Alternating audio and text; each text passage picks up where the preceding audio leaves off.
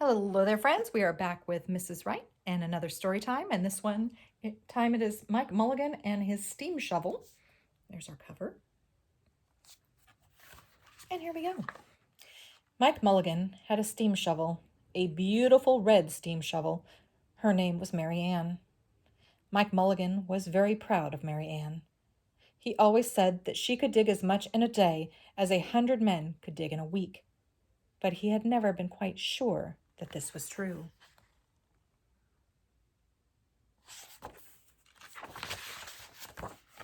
Mike Mulligan and Mary Ann had been digging together for years and years. Mike Mulligan took such good care of Mary Ann, she never grew old. It was Mike Mulligan and Mary Ann and some others who dug the great canals for the big boats to sail through.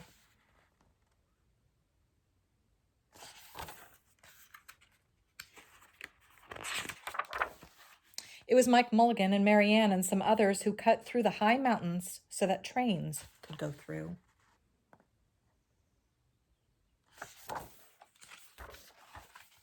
It was Mike Mulligan and Mary Ann and some others who lowered the hills and straightened the curves to make the long highways for the automobiles.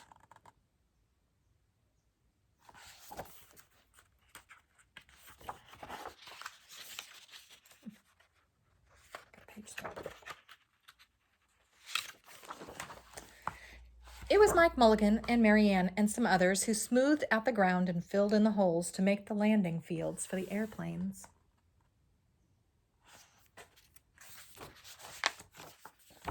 And it was Mike Mulligan and Mary Ann and some others who dug the deep holes for the cellars of the tall skyscrapers in the big cities.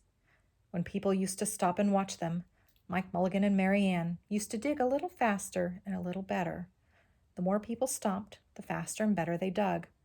Some days they would keep as many as 37 trucks busy taking away the dirt they had dug.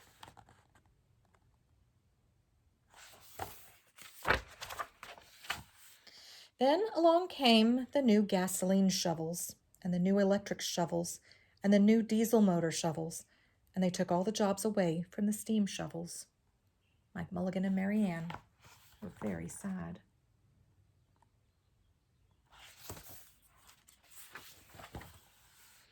All the other steam shovels were being sold for junk or left out in the old gravel pits to rust and fall apart. Mike loved Mary Ann. He couldn't do that to her. He had taken such good care of her that she could still dig as much in a day as 100 men could dig in a week. At least he thought she could, but he wasn't quite sure. Everywhere they went, the new gas shovels and the new electric shovels and the new diesel motor shovels had all the jobs. No one wanted Mike Mulligan and Mary Ann anymore. Then one day Mike read in a newspaper that the town of Popperville was going to build a new town hall. "We are going to dig the cellar of that town hall," said Mike to Mary Ann. And off they started.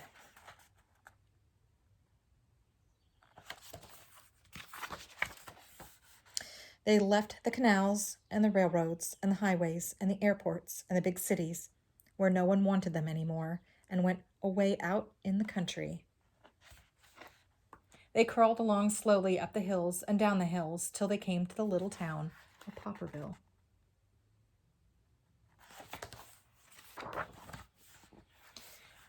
When they got there, they found that the selectmen were just deciding who should dig the cellar for the new town hall. Mike Mulligan spoke to Henry P. Swap, one of the selectmen. "I heard," he said, "that you're going to build a new town hall. Mary Ann and I will dig the cellar for you in just one day." "What?" said Henry P. Swap. B. Swap. "Dig a cellar in a day? It could take 100 men at least a week to dig the cellar for a new town hall." "Sure," said Mike, "but Mary Ann can dig as much in a day as 100 men can dig in a week." Though he had never been quite sure that this was true. And then he added, "If we can't do it, you won't have to pay." And Henry B. Swap thought that this would be an easy way to get part of the cellar dug for nothing. So he smiled in rather a mean way and gave the job of digging the cellar, the new town hall, to Mike Mulligan and Mary Ann.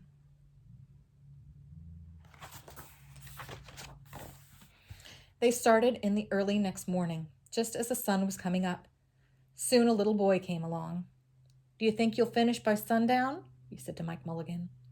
"Sure," said Mike, "if you stay and watch us. We always work faster and better when someone is watching us." So the little boy stayed to watch.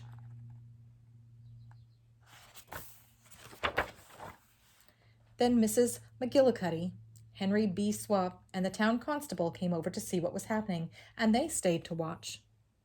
Mike Mulligan and Mary Ann dug a little faster and a little better. This gave the little boy a good idea. He ran off and told the postman with the morning mail, the telegraph boy on his bicycle, the milkman with his cart and horse, the doctor on his way home, and the farmer and his family coming into town for the day, and they all stopped and stayed to watch. That made Mike Mulligan and Mary Ann dig a little faster and a little better, and they finished the first corner neat and square.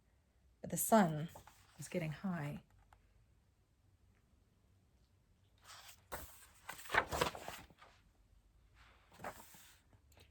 Clang, clang, clang! The fire department arrived.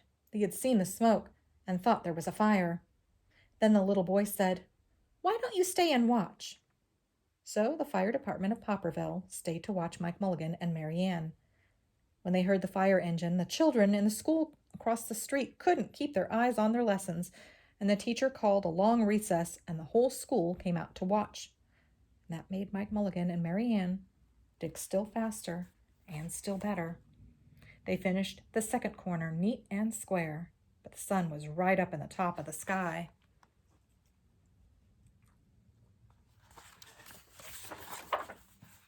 Now the girl who answers the telephone called up the next towns of Bangerville and Bopperville and Kipperville and Copperville and told them what was happening in Popperville. And all the people came over to see if Mike Mulligan and his steam shovel could dig the cellar in just one day. The more people came, the faster Mike Mulligan and Mary Ann dug. But they would have to hurry. They were only halfway through, and the sun was beginning to go down. They finished the third corner, neat and square. Never had Mike Mulligan and Mary Ann had so many people to watch them.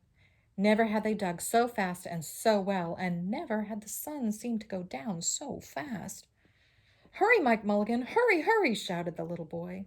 "There's not much more time."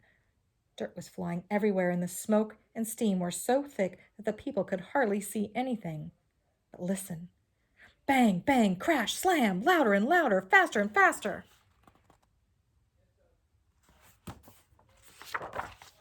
Then suddenly it was quiet. Slowly the dirt settled down. The smoke and steam cleared away, and there was the cellar all finished. 4 corners, neat and square, 4 walls straight down, and Mike Mulligan and Mary Ann at the bottom, and the sun was just going down behind the hill. "Hooray!" shouted the people. "Hooray for Mike Mulligan and his steam shovel! They have dug the cellar in just one day!" Suddenly the little boy said, "How are they going to get out?" "That's right," said Mrs. McGillicuddy to Henry B. Swap. "How is he going to get his steam shovel out?" And Henry B. Swap didn't answer, but he smiled in rather a mean way. And then everybody said, "How are they going to get out?" "Hi, Mike Mulligan! How are you going to get your steam shovel out?" Mike Mulligan looked around at the 4 square walls and the 4 square corners, and he said, "We've dug so fast and we've dug so well that we've quite forgotten to leave a way out." Nothing like this had ever happened to Mike Mulligan and Mary Ann before, and they didn't know what to do.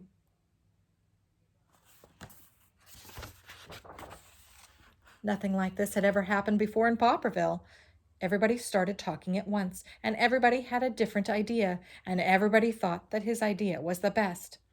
They talked, and they talked, and they argued, and they fought, till they were worn out, and still no one knew how to get Mike Mulligan and Mary Ann out of the cellar they had dug. Then Henry B. Swap said, "Well, the job isn't finished because Mary Ann isn't out of the cellar, so Mike Mulligan won't get paid." And he smiled again in a rather mean way. Now, the little boy, who had been keeping very quiet, had another good idea, and he said, "Why couldn't we leave Mary Ann in the cellar and build a new town hall above her?" Let her be the furnace for the new town hall, and let Mike Mulligan be the janitor. Then you wouldn't have to buy a new furnace, and we could pay Mike Mulligan for digging the cellar in just one day."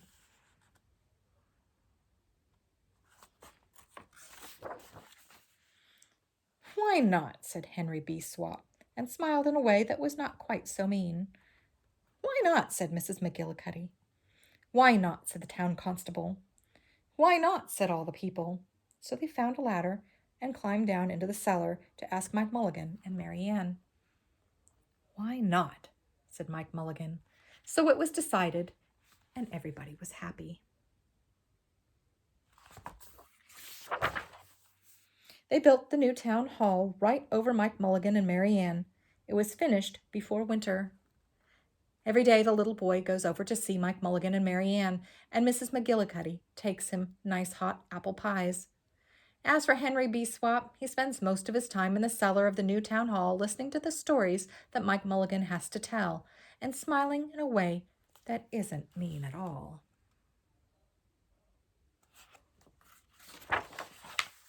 Now when you go to Popperville, be sure to go down in the cellar of the new town hall. There they'll be, Mike Mulligan and Mary Ann, Mike in his rocking chair, smoking his pipe, and Mary Ann beside him, warming up the meetings in the new town hall.